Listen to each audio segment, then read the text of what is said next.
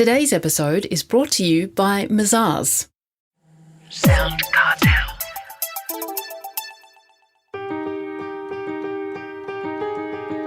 From SoundCartel, I'm Nicole Goodman, and this is Business Essentials Daily.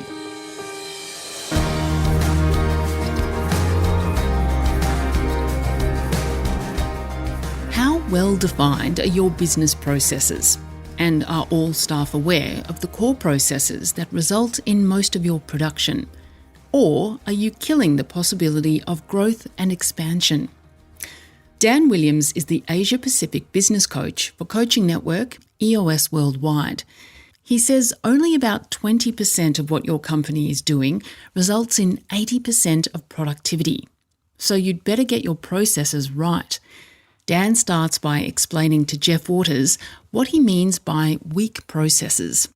I work with a large number of different Australian and New Zealand small businesses, and I can put a lot of their failures and chalk up a lot of their failures to a weak process. And so they may look at, the symptom on the surface, but when you dig, a little deeper, it often goes back to a weak process. Can you define that for us? So if you have a production issue or your outcome, what you're producing isn't to a standard and you don't have a QA process, rather than just looking at the widget falling off the end of the production, not at the standard, you should go back to the process and understand, at the root cause, where is the problem? Or if you have people moving through your business and you've got a new person that's sat at their desk for a week and you're thinking, actually, I don't know who that person is or what they're doing. You've probably got a weak onboarding process, and that person, if you hadn't noticed them after a week, they probably have gone. And that type of thing will kill your business if you don't have those strong processes at the core. And then the flow on from there is that's generally systemic through a business. If your core processes aren't strong, then you're going to have all these issues throughout the business. So I really feel like it's one of those things now more than ever that is killing businesses. It's capping their growth, their repeatability and scalability. What are the implications for recruiting talent? So in recruiting talent, there's a strong case for the nice things that we see around, the first day desk photo with the new laptop and the T-shirt and the drink bottle and stuff like that. But if that's the extent of the process, then that's going to be a problem. So you really want to make sure that you're giving people that opportunity to be successful and to focus on what they're good at.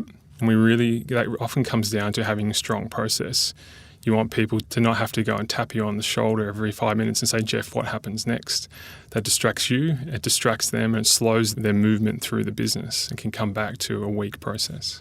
So establishing this framework, can that lead to fewer people leaving the company? Yeah, absolutely. I've often spoken about in different forums about how people, when you interview them and you meet someone, there's generally you're sussing out whether they're going to be a good fit for your company. And then before that, there might have been something on their resume that piqued your interest, a talent, some sort of experience. And quite often you'll whip yourselves into a frenzy, excited about the possibilities, and they join the business and they come in and then they realise there's actually no process. And so they're either left creating process or asking you where the process is or making errors because the process is old. And they think, actually, I'm never going to get to apply those talents that you hired me for. And then you might look back 3 months later and think, what was it about Jeff that made me want him to come and work for us? And that romance is gone because they're buried in lack of process and not knowing how to navigate through the organisation. So what can be done about it in a practical sense? Really, people are often intimidated by process and saying, we don't have a process for that, or we need a process for that. And you can become sort of overwhelmed by all of the processes that you think you need. But I encourage businesses to really think back and strip back to the core. We call it, in the system that I use as a coach, we call it core processes.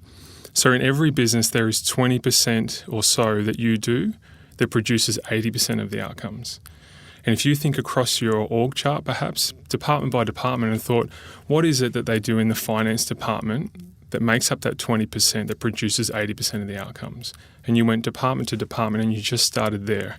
If you captured those 2 to 3 processes, and I'm talking process of 1 page, not procedures, a process, the correct order and sequence in which things need to be done.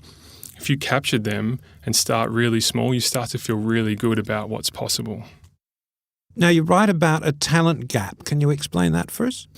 Yeah, so I mentioned the 20% that you do that produces the 80% of the results. So if you go back to that interview when you were excited about the talent that this person had and you wanted them to come in.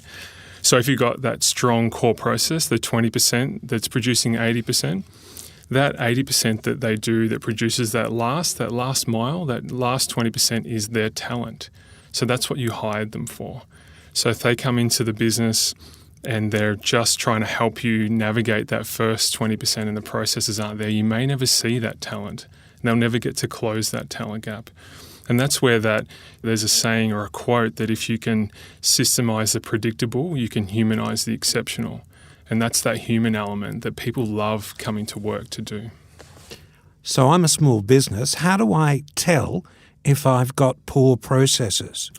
If you look at the types of issues that you're dealing with in your business, so if you have a look at your management meetings, for instance, and you look at the type of issues that hit your agenda, if you critically analyse them and circle the ones that relate back to a process, and then you start to see a trend over time. And I would say 60 to 70% of issues that are talked about in management meetings are process, and the rest are potentially people. But if you look at the process and you start with the ones at the top of the list that are causing the most pain or hitting that list most frequently, then that's probably in that 20% there, and that's your opportunity. What are the first steps then that a small business should take once they've isolated their processes and have decided that they're not up to scratch? The truth is that there is probably a lot of process in the business already, but it's probably not accessible. It's probably not up to date. Sometimes it lives inside someone's head, unfortunately. So I would start small and start with the process that you already have, bring it out, update it, try and shrink it down to one page and start there. Get the momentum, get the flywheel turning, and then take that confidence that you do have some of that work and then go department by department, perhaps quarter at a time, and pick out 1 to 2 processes.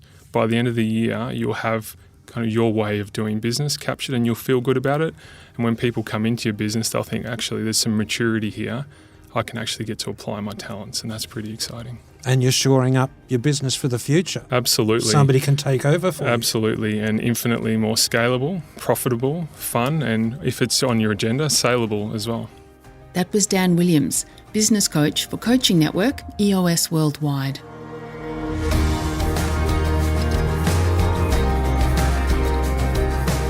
This episode of Business Essentials Daily is produced by the team at SoundCartel.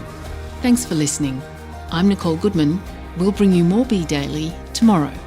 Follow @BE Daily Podcast across social media and head to bedaily.com.au for more from the Business Essentials Daily podcast. SoundCartel. This episode was brought to you by Mazars. To find out more, visit mazars.com.au. That's mazars.com.au.